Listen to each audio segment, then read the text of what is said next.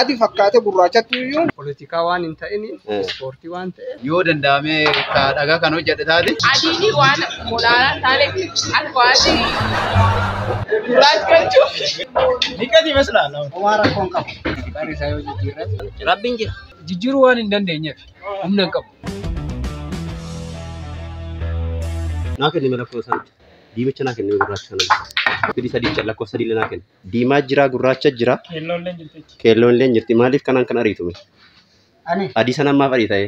Poolichi kun jalqaba warra nacoota irraa waan hojjetamee dhufeef mootii godhanii akka of laalanitti waan isaaf fakkaatu kana tolfatan jechaadha. Kanaaf maaliif ariitame diimaas gurraachas adiis maal? Ani waanuma akkuma isaan waanuma bareefi malee amma osoo gara gurraachatti nu deebi'ee namni argaa. Kanaaf gurraacha yoo taphatte kan amma maal hin gahu? Waan rakkoon qabu. Taphadhu. Gurraacha nu don taphadhe. Dhaime isti takka. Bona. Dhaime gurraacha adii dhaime. Renjin beta apa karaya garbo adi fakkaate gurraachatti iyyuu akka adii uftocha Afrikaa yoo ta'e miidhu jira. Saarama Kanaaf ammas maal yaada maalii qabdu warra pulii hojjetu kanaaf?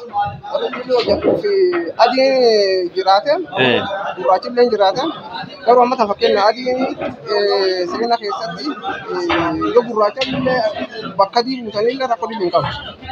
Adii illee gurraachi bakka illee rakkoo hin qabu. Kanaaf kun amma rakkoon qabu jechuu jirtu sin amma?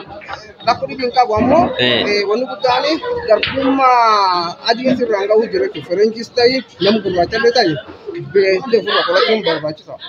Ayyee galatoomaa ulfaadha. Ayyee lammishootuu biira seenaa laala. Viidiyoo kana lammishootuu biira seenaa laala. Lammishootuu YouTube irra ayyee. Ayyee eeshi tole. Maaliif? Wanni ani barbaade dura konseptii wanti kun irraati hojjetame maal akka aayidiyaa nama sanii argachuu danda'u qaba. Okay. Maaliif achirraa ka'eeti.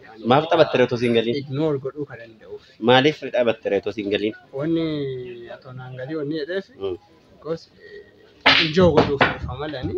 Maaf gurraachaan diimaaf keelloo ariitare? Adiitiif. Politika waan hin ta'in ispoortii waan ta'eef bashannana waan ta'eef isa konseptii san qofa qabadde adiin maal caala jechuu jira beela? No achi keessan seenu.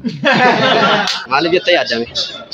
Fuuli kanaayyuu kan hojjete isaanii warrumatii suni gurraacha bicaa suni kaleerii Afrikaa kun ta'e sunitti warri adiin akka warri gurraachatti rukutanitti adii suni rukutaa jiranii kan itti yaadanii godhan akka. Ati kanaaf maaliif adiitiin maaf gurraacha rukuttareet? Adii waan gurraacha rukuteef hojjetamee jira. Ammatti jijjiiruu hin dandeenye waan ta'eef. Maal rakkoo qaba gurraachaan rukutte? Gurraacha yoo rukutamuu fi adiin suni gurraacha caalaa humna qaba deemuu hin danda'u. Saayiziin isaallee wal caala. Kanaaf maal jechuu barbaada? Yoo danda'ame dhagaa kan hojjedhe taate anillee akka warri adiin sun warri gurraacha rukutuuf yaada kan kaasana gurraachaan adii rukutuuf yaada akkasii qaba. Lammishootuu hin beektaa? Maqaa achirra viidiyoo kana achirra deemee ilaali ishee yuutuubii lammishootuu birratti. Ayyee galatoomi. Maaliif jedhame? Dubbadhume. Maaliif adiitiin gurraacha ta'u? adiini waan olaanaa taaleef alfaati gurraachachuuf Garbumaa si fakkaatu kottu. Garbumaa si fakkaatu. wanti garbummaa fakkaata hojii. Maante kuwaasumaan. Kuwaasuma maaliif gurraacha ta'e sunichi? Maaliif gurraacha ta'e? Amalkum isaati. Niqati maslaan.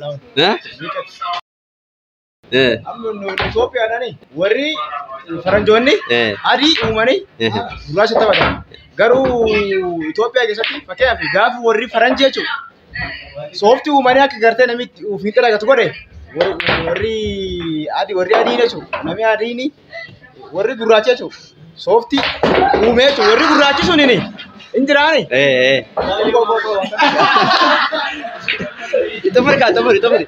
Tumuri. Gaaf gartee warri blackboard gartee gurraacha irratti warri China jechuudha. Blackboard gurraacha uume.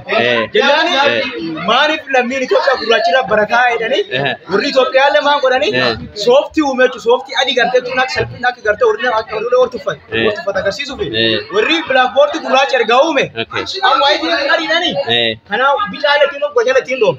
Warri Chinoonni blackboard gurraacha uumanii naani warri Itoophiyaanonni jechuudha. sooftii adii uumane jechuudha. Teqaaraan warra faallaa. Adiitiin gurraacha, adiitiin keelloo, adiitiin diimaa riyaa miti. Maaliif adiitiin gurraacha riime maaliif adiitatillee? Adiin waanuma tokko sappoortiin godhe. Yeroo jedhu. Jechuun adiin gurraachi maali keelloo maal jedhu bifa qabu kuni gatii isaa wajjin agarsiisa lakkoofsa qabanii. Adiin ammoo gatiin qabu lakkoofsa hin qabu. Kanaaf garuu koloniidha jettee yaadda? Jedhee yaada. Fakkeenyaaf gurraacha yookaan immoo keelloodhaan isa kamiiniyyuu tokkoffaa gatii qaba. Lammaffaa utuudhuma gatii qabaachuu baate karaa nuti barbaadnu san hin gahu karaa biraatiin baay'ee. Saayizii isaa guddatee hojjetama miti? Maaliif guddistee hojjenne sanallee? Teekinooloojiin harka hin jiru. Achi keenya. Garuu ta'u gurraachaan taphannee maal rakkoo qaba? Hin jira fakkeenyaaf dhuguma hin jira rabbi. Adiidhaan osoo hin ta'in gurraachaan lakki gurraachaanis booraan hin jira fakkeenyaaf. Rabbi hin jira. Onnaan eenyu iskiraachiin jedhan kun booraan hin jira? Lakki diimaadhaan jira. Diimaadhaan hin jira? Eessa jira? Diimaanis Gurraachuma taphachaa ture. Ittiin taphachaa ture. Taphachaan turanii. Maaliif itti fakkaatame? Akkuma amma itti kolonii kanallee barbaachuu danda'a danda'u si garuu akkuma inni jedhe warreen kaan lakkoofsa irraa qaban.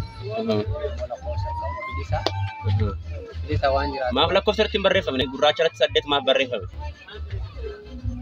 Yaa namichi jalqaba uumee san keessa. Namichi maal jedhee yaadame? Yaa amma warreen kaan irraa adda baasuudhaaf mallattoo itti waan kaan lakkoofsa 8 gurraacha torba irraa adda baasuudhaaf mallattoo mataa isaatti fayyadamuu danda'a. Warreen kaan immoo isa ilaale yaa fayyadamaa turanii. Kanaaf adiitiin gurraacha ari'uun, adiitiin diimaa ari'uun, adiitiin keelloo ari'uun sirriidha jettee yaadda? Yaa odoo barmaatilee ta'e ilma dhala. Garuu barmaatilee waan hin taane. Waan Roobert Mugaabeen jedha geesse jedhee yaada. Konkolaataa adiillee hojjetaniiti beektaa gommaan ishee gurraacha. Sana faana wal qabata dheedha.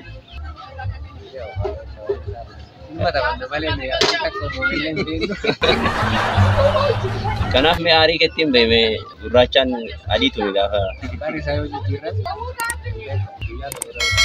Dubbadhume. Maaliif adiitiin gurraacha maaf ariita, adiitiin diimaa maaf ariita, adiitiin bica maaf ariitame?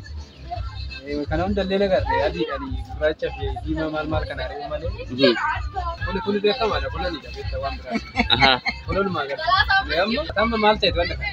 Kuni jalqaba irratti bootara inni dhufe warruma adii biraa. Warruma adii santu hojjetee nutti sergee jira. Isaanuma san immoo nuti qophii goona biyya keenyatti yeroo baay'ee koo wanta tokko warruma alaa kanarraa warruma adii kanarraa fudhannee waan hin dandeenye. Waan dhumaa qophii goota. Beekamaadha kaa of hin dandeenye tokko nama biyya guddattee of dandeessee waa oomishattee jalaa bahuu hin dandeenye. Maaf 8 hin tumtume rakkoo maal qabachaa hin jira beekta? Akka akkasin gooneef kan daangessaniiran ko maal taate saniin nu daangeffamne. Adiin guddaadha miti saayiziin isaallee. Maal agarsiisan numtu guddinum sunu? Bakka biyyoonni warroonni adiin warra gurraacha caalu isaaniiti wanti biraa. Hin caalutti naman ta'a. Maal jechuudha ittillee amanuu baatu isaan yaadan saayii godhanii irratti hojjetaniiran waan ta'eef caalaniiran. Kun beekamaadha. Waan sanatti amantaan maaliif sana tumtareeti? Jijjiiruu waan hin dandeenyeef humna hin qabu. Sababa saniif durumarraa iyyuu kaasee beekta adiin baay'ee duratti hojjetaniira waan ta'eef isuma saniin ammallee akkasuma miidhamuu jira waan ta'eef dirqamummaadha maal goota hiyyummaadha fuugi jalaa. Maaliif kanaan kana rukuttame? Kanallee maaf rukutta? Garbummaa itti yaaddaa? Maal ree?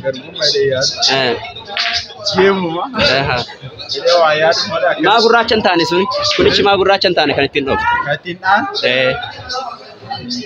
Garuu akka yaada keetii amma naa dhufetti walteegii ilaaluu natti fakkaachuu jira. Yaadi kan kanaan dura hin dhageenye. Kanaaf warra fuula hojjetuuf yaada qabdaa? Warra fuula hojjetuuf yaadi qaba. Yaada hin qabdu? Ati hoo? Anas yaadi gaana ciin kun seeruu itti warri jalqaba itti wanne mana kana ta'eef walumaaf malee garbummaa maaliif beektaa amma warri faranjii kun argite yoo ta'e makiina adii hojjetteeti gommaa isaa gurraacha goote beektaa? Kuni gadi aantummaa warra adii gurraachaaf qaban jettee yaaddu? Garummaa itti yaaddu? Warra fuula hojjetaniif yaada qabdaa?